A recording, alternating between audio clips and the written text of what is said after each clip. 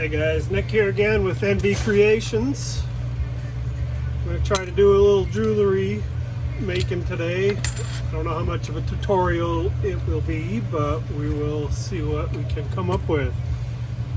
Today I'm going to take this 1979 $50 coin and turn it into a ring. This here's my coin centering punch. See, it's got a conical shape, so it centers the coin in there. What we'll do is we'll take that, set it right in there, screw this down,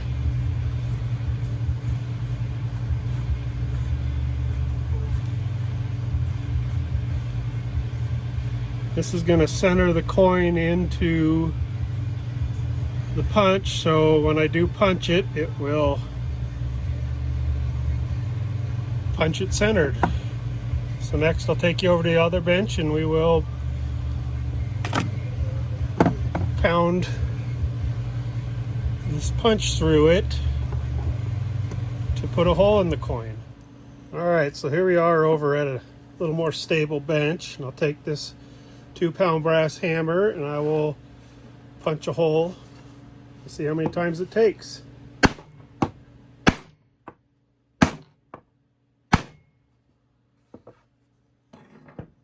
you can see, it punched out the center of the coin, which I will use that to make a charm for a necklace. So now we'll move back over to the jewelry bench and we will get the coin out of the coin punch. Alright, so now we're over here at my 2-ton arbor press, or 1 ton I guess. What we got to do is get this punch out of the coin. So take this bolt, set it up in my punch here. And this will just allow me to pull that punch out of the coin punch here.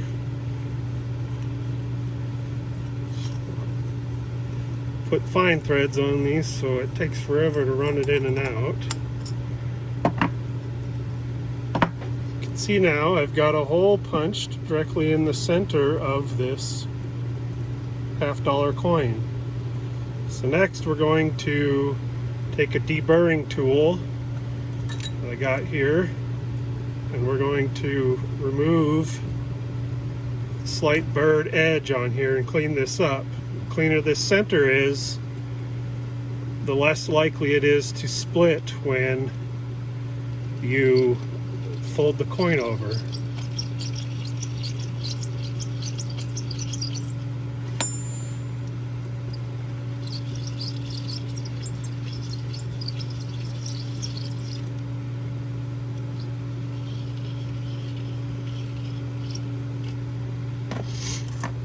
Now that we got that deburred, I can take some sandpaper. I just use 500 grit and we'll sand out the coin just to clean it up a little more. Like I said, if there's any imperfections in the inner face of the coin, it'll give you the tendency to split when you go to fold it over.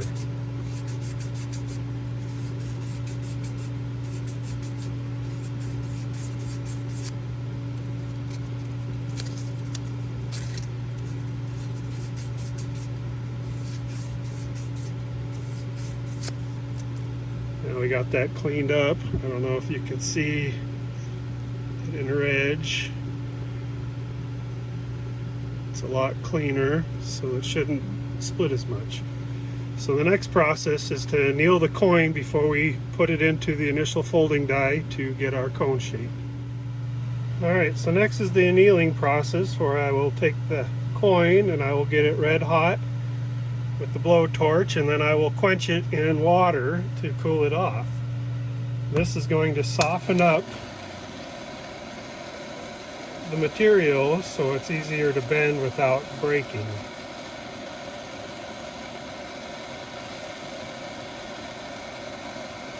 Takes just a few seconds here to get this coin nice and glowing red hot.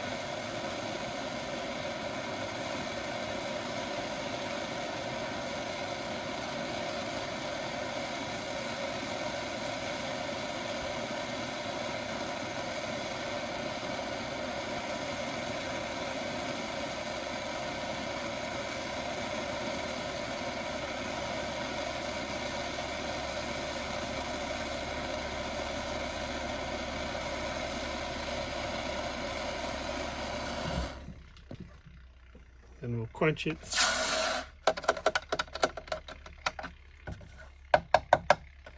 Gives us a nice charred looking coin that we will be able to fold up. So on to the next process, which is the folding process. Alright, so on the next step here is when we fold the coin for the initial fold. We'll use a 25-degree coning die and a 25-degree cone to press it down. And this is where you decide which side of the coin you want out. If you want the date out, you'll put that down. If you want the United States half dollar to be on the outside of the ring, you'll put that down. So we put that down, get it nice and centered up in there, and then we set the cone on top of it, and we'll bring our arbor press down, and my hand is probably right in the way so nobody can see, so let me get us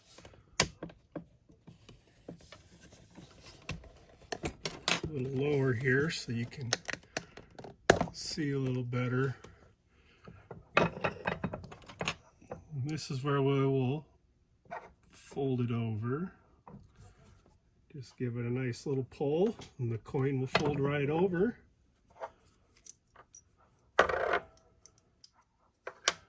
Now you can see we've got the initial fold, and this is where we can start folding it further over on the reducer stretcher. So I'll move us over to there now. Well, now that I got us over at our reducer stretcher, this top part with the mandrel will stretch the coin out, bringing it more flat down. So we'll put our coin on it, and then we'll just give it a few pumps, and we'll turn it each time just a little bit so it gives us a nice even fold.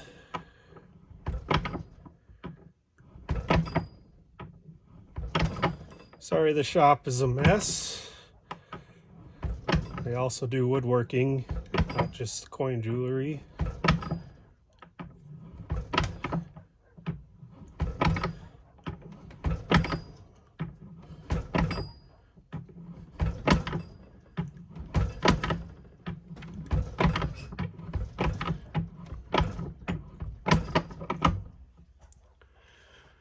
As you can see now, it's folded more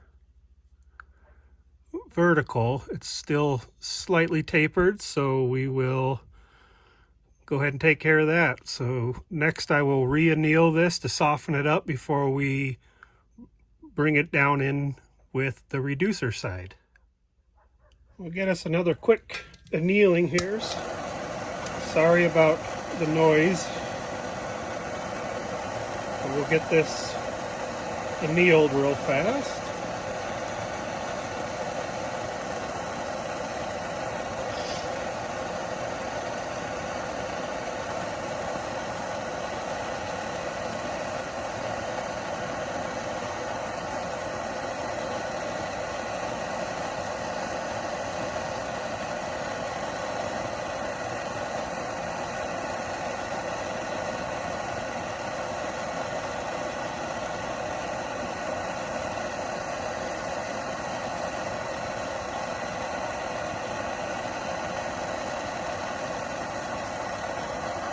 That nice glowing red, and then we'll quench it again.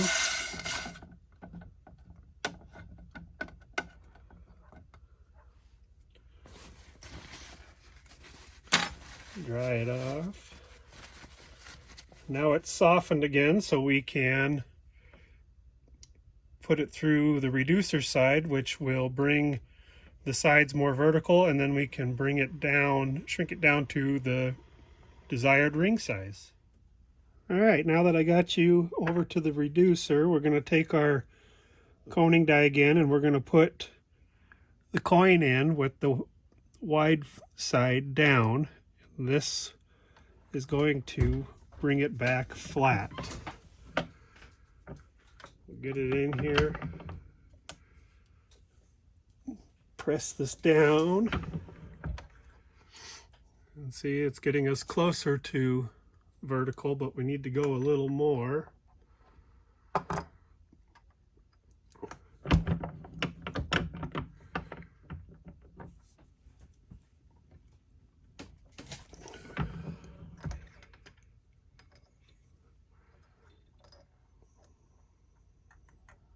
Flip it over. Give it a few taps, it'll get it centered in there. Bring that down. As you can see, that's getting a little closer to vertical, but it's still giant. So move on to our next size down reducing die.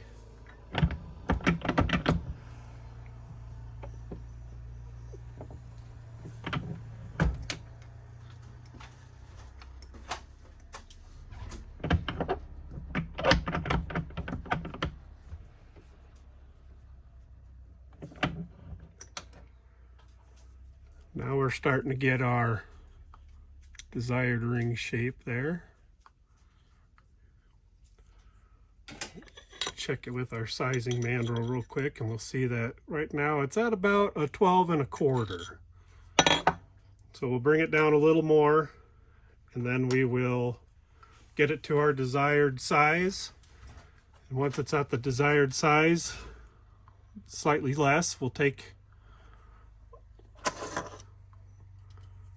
our deburring tool and we will run the inside and we will take a little bit of the lip off on the inside here just for comfort when you're wearing it. All right, so according to my chart, I need to make a size 11, which is going to bring us up to the 11 mark here on our sizing mandrel. As you can tell right now, we're just over 12. So we'll bring it down just a little more. Put it back into our reducing die. Get it centered in there. Bring it down just a little more. Doesn't take a whole lot. We'll flip it over, because when you bring that down, it starts to flare it back out at the other side. So we'll put it back in there and get it a little more even. So now we're more back down to an even size. And now we are at about an 11 1/4, so we're going to go just a little more.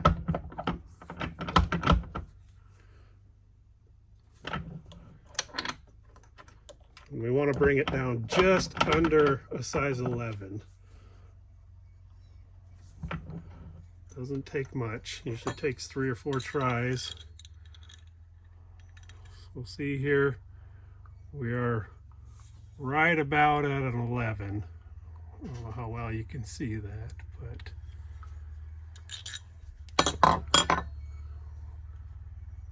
kind of even out the side so it's vertical.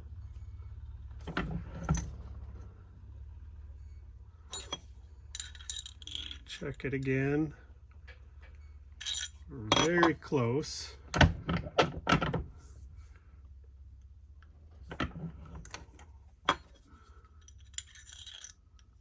Alright, and as you can see, hopefully, we're just shy of a size 11.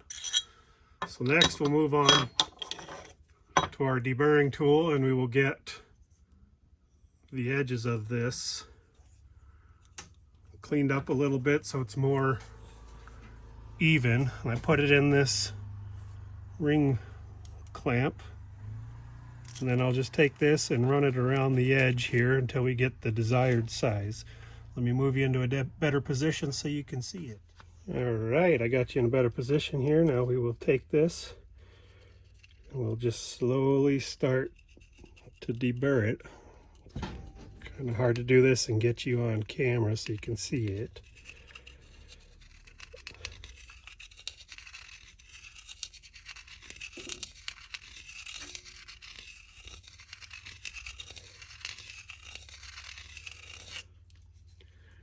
You can see where it's getting lighter down here. It's because there's a ridge around the edge of a coin. It was designed that way so that they could be slid across the bar top. And we're slowly bringing that down to bring us to our desired size of a 12, or 11, excuse me. We got just a little bit more to go, so I will ream it more.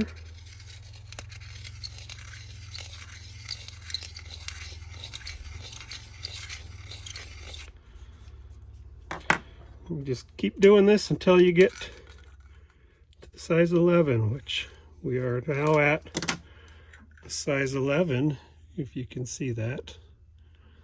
So now I will take our sandpaper again and I will just sand this down, kind of smooth that out so it's a little more comfortable to wear on your finger.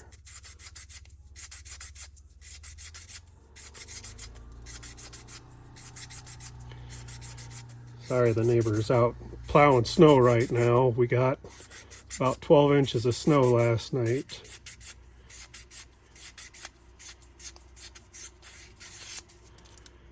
All right, now we got a nice clean ring.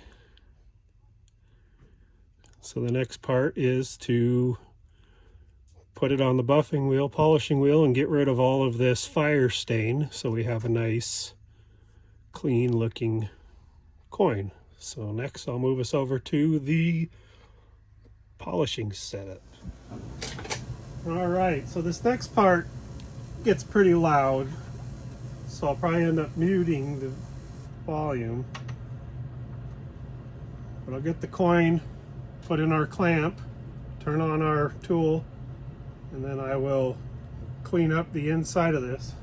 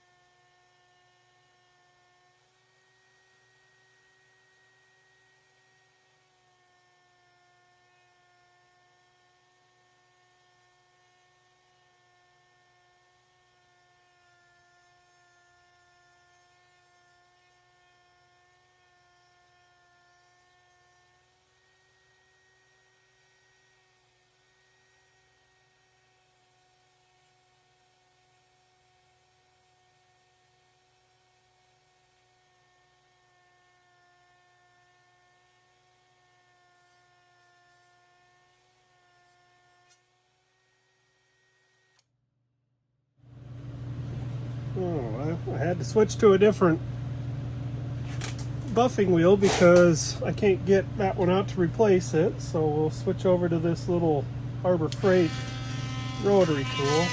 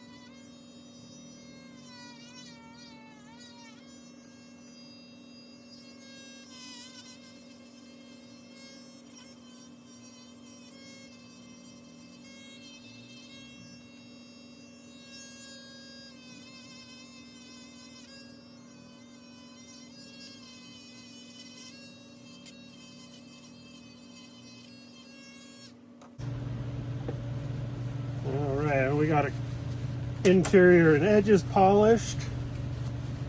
Go ahead and try to get as much of this polishing compound out of there.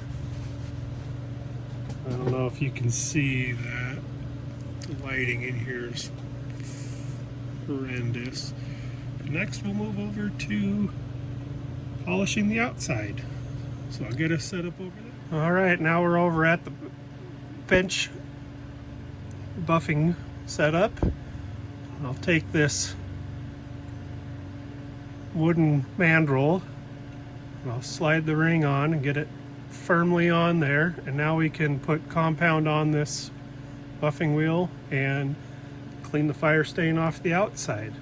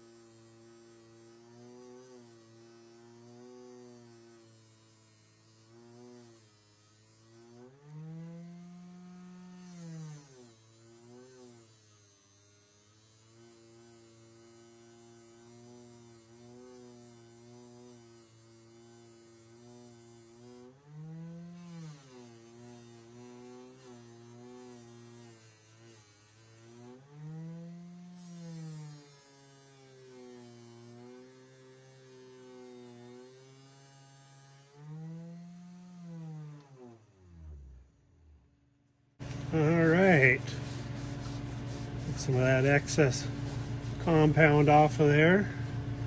Pull that ring off. And now you can see, if I can get the lighting correct here, I got a nice shiny ring here. This is $50. And then on this side it says United States of America. And then on the inside you can still read Liberty in 1979. So next I'll take it to the steam cleaner just to give it a little clean up and get any of the extra buffing compound off of there.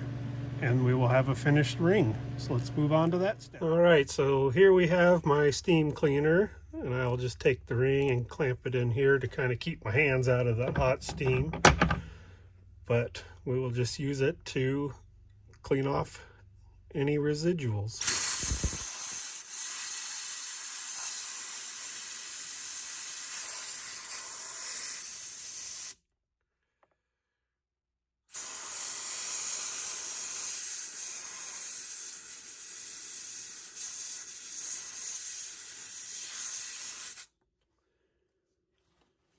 All right.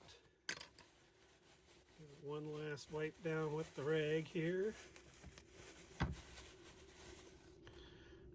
And there you go.